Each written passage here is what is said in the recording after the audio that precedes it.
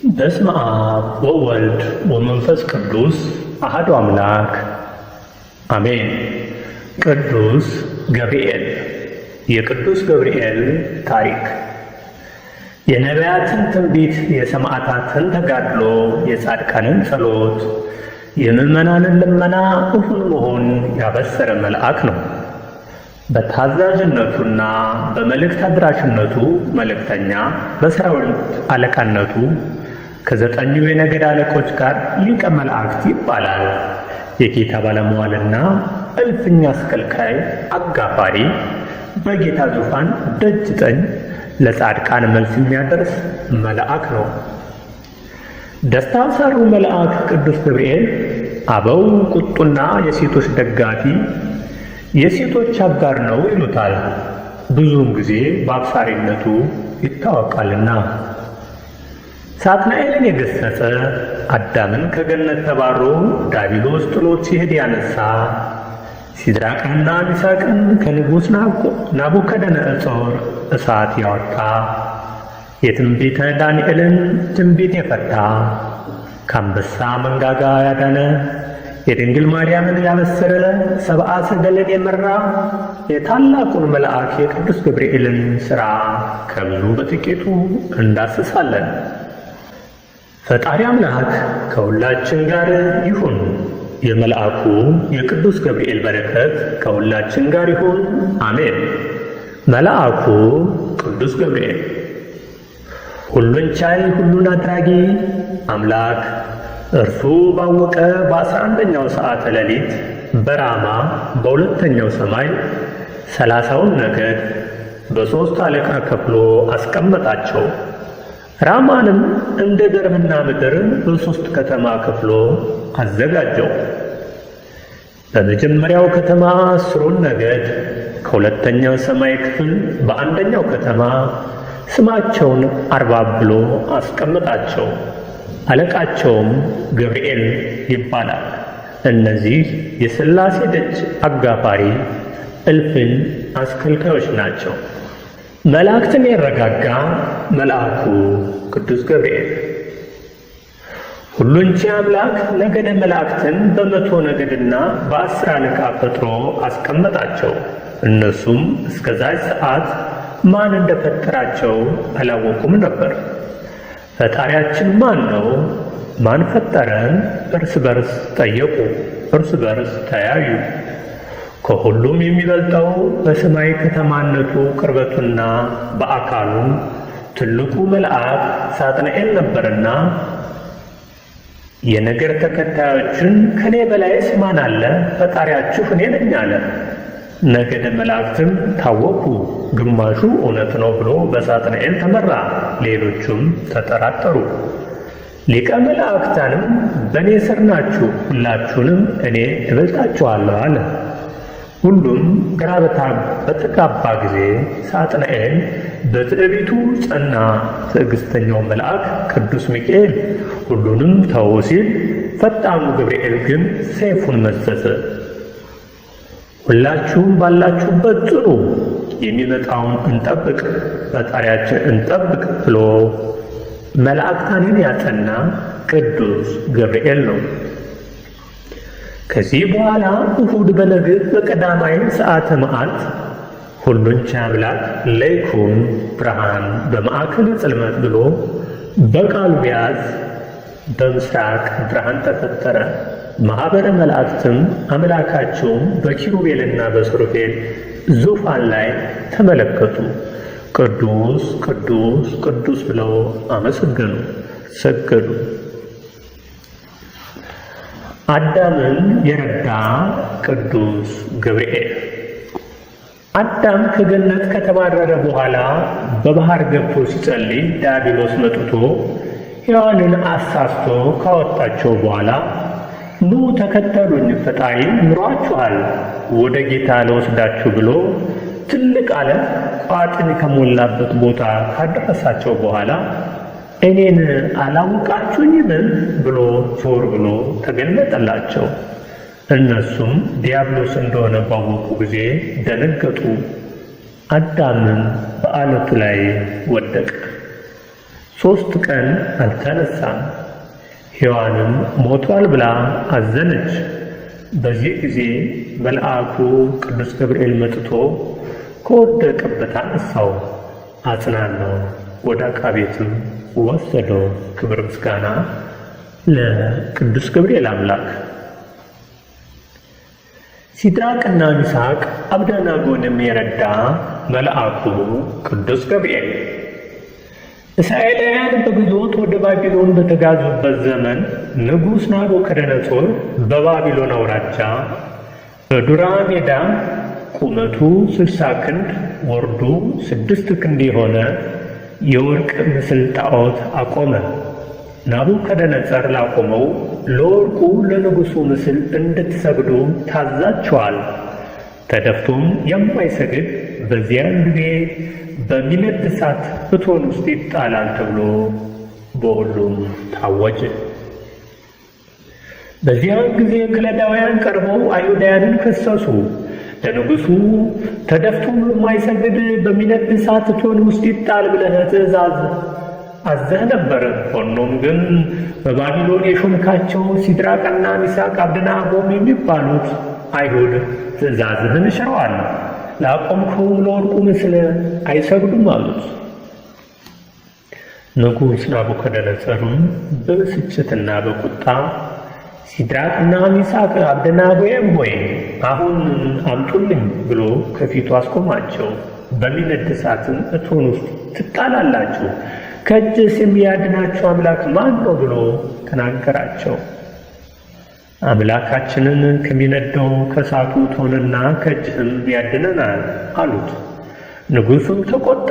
ሲድራቅና ሚሳቅ አብደናጎንም ያስሯቸው ዘንድ ወደሚነድ የእሳት እቶን ይጥሏቸው ዘንድ በሰራዊቱ ውስጥ የነበሩትን ኃያላን አዘዘ። እነዚህ ሲድራቅና ሚሳቅ አብደናጎንም ወደ እሳቱ ውስጥ ተጣሉ። ሆኖም ግን እሳቱ አላቃጠላቸውም። ቅዱስ መልአኩ ገብርኤል አብሯቸው ነበርና። ንጉሥ ናቡከደነፆርም ተደንቆ በመነሳት አማካሪዎቹን ጠየቀ። 3 ሰዎች አስረን በእሳት ውስጥ ጥለን አልነበረምን አላቸው። እውነት ነው ንጉሥ ሆይ ብለው መለሱለት። ታዲያ የሚታዩኝ የተፈቱ በእሳቱ መካከልም የሚመላለሱ 4 ሰዎች ናቸው። እሳቱም ምንም አላደረጋቸውም። የአራተኛውም መልክ የአማልክትን መልክ ይመስላል ብሎ ወደሚነደው የእሳት እቶን ቀርቦ እናንተ የልዑል አምላክ ባሪያዎች ሲድራቅና ሚሳቅ አብደናጎም ሆይ ኑ ውጡ ብሎ ተናገራቸው። ሲድራቅና ሚሳቅ አብደናጎም ከእሳቱ መካከል ወጡ። መሳፍንቱ፣ ሹማምንቱና የንጉሡ አማካሪዎች ተሰብስበው ከእሳቱ መካከል የወጡትን ከበው እሳቱ እንዳላቃጠላቸው ፀጉራቸውንም እንኳ አንድን ዘለላ እንዳልነካቸው ባዩ ጊዜ ተደነቁ። ንጉሥ ናቡከደነፆርም መልሶ መልአኩን የላከ በአምላካቸው በቀር ማንም አምላክ እንዳያመልኩ እንዳይሰግዱ ሰውነታቸውን አሳልፈው የሰጡትን የንጉሥንም ቃል የተላለፉትን በእርሱ የታመኑትን ባሪያዎቹን ያዳነ የሲድራቅና የሚሳቅ የአብደናጎን አምላክ ይባረክ። እንደዚህ የሚያድን ሌላ አምላክ የለምና። በሲድራቅና በሚሳቅ በአብደናጎም አምላክ ላይ የስድብ ነገር የሚናገር ወገንና ሕዝብ ይቆረጣሉ፣ ቤቶቻቸውም የግዱፍ መጣያ ይደረጋል ብዬ አዝዣለሁ አለ።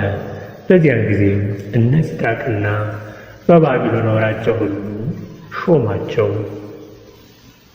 አምላክ ገብርኤል የተመሰገነ ይሁን። ዘካርያስንና ኤልሳቤጥን የሰማ ቅዱስ ገብርኤል በይሁዳ ንጉሥ በሄሮድስ ዘመን በአብያ ክፍል የሆነ ዘካርያስ የሚባል አንድ ካህን ነበር። ሚስቱም ከአሮን ልጆች ነበረች፣ ስሟም ኤልሳቤጥ ነበር። ሁለቱም ፈሪሃ እግዚአብሔር ያላቸው ጻድቅ ነበሩ። ኤልሳቤጥም መካን ነበረች። ሁለቱም በዕድሜያቸው አርጅተው ነበር። እርሱም ካህን ነውና በተራው ቤተ መቅደስ ገብቶ ለማጠን ዕጣ ደረሰበት። ሕዝቡም በውጭ ቆመው ይጸልዩ ነበር። የጌታ መልአክም በዕጣን መሠዊያ ቀኝ ቆሞ ነበር። ዘካርያስም ባየው ጊዜ ደነገጠ። መልአኩም እንዲህ አለው፣ ዘካርያስ ሆይ ጸሎትህ ተሰምቶልሃል። አትፍራ፣ ሚስትህ ኤልሳቤጥ ወንድ ልጅ ትወልድልሃለች፣ ስሙንም ዮሐንስ ትለዋለህ። ደስታና ተድላም ሆኖልሃል፣ በጌታም ፊት ታላቅ ይሆናል። የወይን ጠጅና የሚያሰክር መጠጥ አይጠጣም። በእናቱ ማኅፀን ሳለ መንፈስ ቅዱስ ይሞላበታል። ብዙዎችንም ወደ ጌታ ወደ አምላካቸው ይመልሳል። የማይታዘዙትንም ወደ ጻድቃን ጥበብ ይመልስ ዘንድ በኤልያስ መንፈስና ኃይል በፊቱ ይሄዳል። ዘካርያስም መልአኩን እኔ ሽማግሌ ነኝ፣ ሚስቴም በዕድሜዋ አርጅታለችና ይህም በምን አውቃለሁ አለው። መልአኩም እኔ በእግዚአብሔር ፊት የምቆመው ገብርኤል ነኝ፣ እንድናገርህም ይህችን የምሥራች እንዳበስርህም ተልኬ ነበር። እነሆም በጊዜው የሚፈጸመው ቃሌን ስላላመን ይህ ነገር እስከሚሆን ድረስ ድዳ ትሆናለህ። ድዳም ሆኖ ኖረ። ከወራት በኋላ ሚስቱ ኤልሳቤጥ ጸነሰች፣ ዮሐንስም ተወለደ። ሰብአ ሰገልን የረዳ ቅዱስ ገብርኤል። ሰብአ ሰገል የዓለም መድኃኒት ጌታ ይወለድ ዘንድ የሚጠባበቁ ነበሩ። የጌታ ካህን መልከ ጼዴቅ ከኖህ ሲወርድ ሲዋረድ የመጣውን የአዳም ዕቃ ወርቅና ዕጣን ከርቤ መልከ ጼዴቅ ተቀብሎ ዕጣን እያጠነ ይኖር ነበር። አምላክም ያለውን ነገር ሁሉ ይዘህ ወደ ኢትዮጵያ ሂድ፣ በመጪው ዘመን የልጅ ልጅህ እኔ በተወለድኩ ጊዜ ይህን እንደ ስጦታ ያመጡልኛል አለው። የመልከ ጼዴቅ የልጅ ልጆችም አባታቸው እንዳዘዛቸው የጌታን መወለድ ይጠባበቁ ነበር። ጊዜው ደረሰና መድኃኒታችን ተወለደ። ኢትዮጵያንም ምልክቱን ይጠብቁ ነበርና የሰማይ ኮከብ መቼ እንደሚወለድ እያሰሉ እየቆጠሩ ኮከቡ የሚወጣበትን ቀን ሲቆጥሩ ቆዩ። ጊዜው መድረሱን ሲያውቁ የልጅ ልጆቻቸው ከያሉበት ተጠራርተው ከመልከ ጼዴቅ የወሰዱትን የአዳም ዕቃ ይዘው ወደ ኢየሩሳሌም ሄዱ። በጉዟቸውም ጊዜ ኮከቡን እየተመለከቱ ወዴት እንደሚወስዳቸው አቅጣጫውን እያዩ መንገዳቸውን ሲሄዱ የሚመራቸውና የሚረዳቸው ቅዱስ ገብርኤል ነበር። ሰብአ ሰገል እነሆም በምሥራቅ ያዩት ኮከብ ሕፃኑ ባለበት ላይ መጥቶ እስኪቆም ድረስ ይመራቸው ነበር። ኮከቡንም ባዩ ጊዜ እጅግ በጣም ደስ አላቸው። ወደ ቤትም ገብተው ሕፃኑን ከእናቱ ጋር ከማርያም ጋር አዩት። ወድቀውም ሰገዱለት። ሳጥናቸውንም ከፍተው እጅ መንሻ ወርቅና ዕጣን ከርቤም አቀረቡለት። ቅድስት ኢየሉጣ እና ልጇን ከእሳት ያዳነ ቅዱስ ገብርኤል። በሦስተኛው ክፍለ ዘመን በሮም ግዛት ውስጥ በኤሌክሳንድሮስ ዘመን ክርስቲያኖችን የሚያሳድድ ለጣዖትም ስገዱ የሚል ንጉሥ ነበርና ሕፃኑ ቂርቆስና እናቱ ኢየሉጣ በጌታ ኢየሱስ ክርስቶስ ስለሚያምኑ ተፈርዶባቸው ወደሚፈላ እሳት ሊጣሉ ከእስር ቤት አወጧቸው። በጣም በሚያስፈራና በሚፈላ እሳት ውስጥ እንዲጣሉ ትእዛዝ ወጣ። ከ1400 በላይ የሚሆን ሕዝብ ለማየት ወደ አካባቢው እንዲሰበሰቡ ተደረገ። በትልቅ የእሳት ድስት ውስጥ ባሩድ፣ ስብ፣ አረርና የሚፋጅ ነገር አስጨመረበት። እናቱ ኢየሉጣ የእሳቱን ፍላትና ጩኸት ባየች ጊዜ በሁኔታው ፈራችና ደነገጠች። ለመሸሽም ፈለገች። ልጇ ቂርቆስ የእናቱን ድንጋጤና ፍርሃት ባየ ጊዜ ወደ ፈጣሪ ጸለየ። እኔን እንዳጸናህ እናቴን አጽና ብሎ በጸለየ ጊዜ በዚያ ጊዜ እናቱ ኢየሉጣ የሰማያዊ ክብር ታያትና ተጽናናች፣ ተረጋጋች። ልጇንም አመሰገነች። ወታደሮቹን ወደ ፈላው ድስት ጨመሯቸው። በዚህ ጊዜ መልአኩ ቅዱስ ገብርኤል ደረሰ። በበትረ መስቀሉ የሚፈላውን የእሳት ድስት ባርኮ አቀዘቀዘው። እናቱን ኢየሉጣንና ሕፃኑ ቂርቆስም ከእሳት አወጣቸው። ውድ ቤተሰቦቻችን በሌላ ዝግጅት እስክንገናኝ ሰላም ቆዩን። እስከዛው ሰብስክራይብ ያድርጉ። ለነበረን ቆይታ እናመሰግናለን። ፈጣሪ አምላክ ከሁላችን ጋር ይሁን። የመልአኩ የቅዱስ ገብርኤል በረከት ከሁላችን ጋር ይሁን።